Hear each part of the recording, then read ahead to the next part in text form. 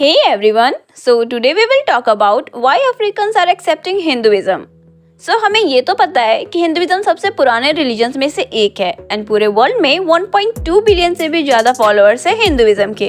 पर क्या आपको पता है कि अफ्रीका में 2.5 मिलियन लोग हिंदुइज्म को फॉलो करते हैं? सोचने वाली बात ये है कि मोस्टली लोग माइग्रेट होकर वेस्टर्न कंट्रीज में जाते हैं, पर वहाँ सिर्फ 0.2% हिंदू पॉपुलेशन ही रहती है। वहीं अफ्रीका में 0.8% हिंदू पॉपुलेशन रहती है।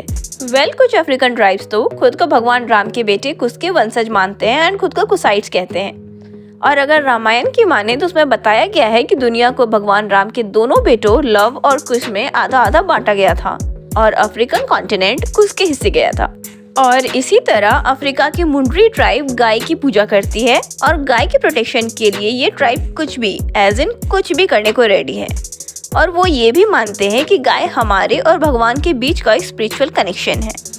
ये है अफ्रीका के 20 से ज्यादा देशों में पूजे जाने वाली गॉड ममीवता, जो हिंदू गॉड शिवा के साथ काफी रिजेंबल करती है। ये है ओगुन, जो हमारे मुरुगन स्वामी के काफी सिमिलर है। और वैसे ही इसिस गॉडेस और काली माँ के सिर्फ फिजिकल फीचर्स ही नहीं बल्कि कैरेक्टरिस्टिक्स भी काफी सिमिलर है। दोनों ही फीमेल पावर और डिस्ट्रक्शन को रिप्रेजेंट करती है। ये बात तो क्लियर है कि इंडिया और अफ्रीका के कल्चर और फिलोसॉफी एक दूसरे से काफी कनेक्टेड है। पर ये कनेक्शन कोई नई बात नहीं है, इसकी शुरुआत 19th सेंचुरी में ही हो गई थी। तो हुआ क्या था ना कि 19th सेंचुरी में ब्रिटिश कॉलोनियल एरा में बहुत सारे इंडियंस को एज लेबर काम करने के लिए अफ्रीका लेकर आया गया था। ये लेबर्स अपने साथ कल्चरल एंड रिलीजियस ट्रेडिशन लेकर आए थे और ऐसे वो अफ्रीका के अलग अलग कंट्रीज में रहने लगे।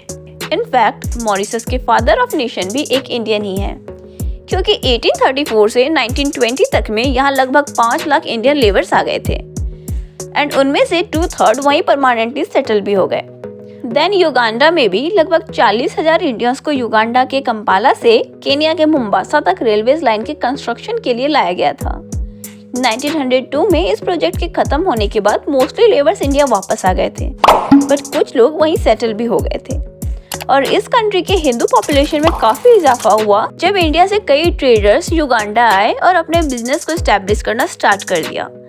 हिंदू कम्युनिटी ने इस कंट्री की इकोनॉमी को काफी हद तक डेवलप कर दिया था, इतना कि कॉलोनिज्म पीरियड खत्म होने के बाद जब जनरल ईदी अमीन ने युगांडा में रहने वाले 80,000 इंडियंस को एक्सपाइल कर दिया तो वहाँ फाइनेंशियल क्राइसिस हो गई। और इससे बचाने के लिए 1992 में युगांडा गवर्नमेंट को हिंदू कम्युनिटीज को वापस बुलाना पड़ा, बट जितने लोग वहां से गए थे वो वापस तो नहीं आए। फिर भी अभी वहां 30,000 इंडियन हिंदू रहते हैं और वहां के इकोनॉमी में 65% डोमेस्टिक रेवेन्यू तक कंट्रीब्यूट करते हैं।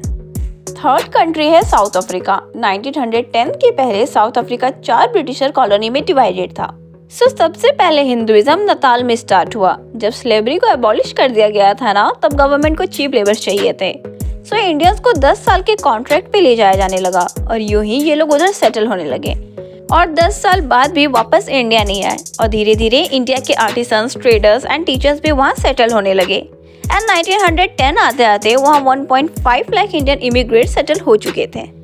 देन इंडस्ट्रियलाइजेशन के टाइम ना लोग नताल से डरबन में शिफ्ट हो गए और वहाँ टेम्पल्स एंड स्कूल भी बनवाए सो दैट उनकी आने वाली जनरेशन को हिंदू कल्चर के बारे में एजुकेट कर सके।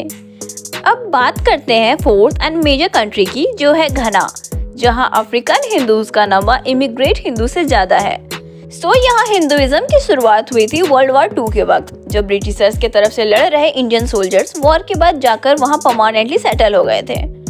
बट फिर क्या हुआ ना कि जस्ट बिकॉज ये इंडियन हिंदूज ने किसी को फोर्सफुली हिंदुइज्म एक्सेप्ट नहीं करवाया और अपने रिलीजियस प्रैक्टिस करते रहे, उन्हें देख आसपास के लोकल्स काफी इन्फ्लुएंस हुए और खुद ही हिंदुइज्म एक्सेप्ट करना शुरू कर दिया।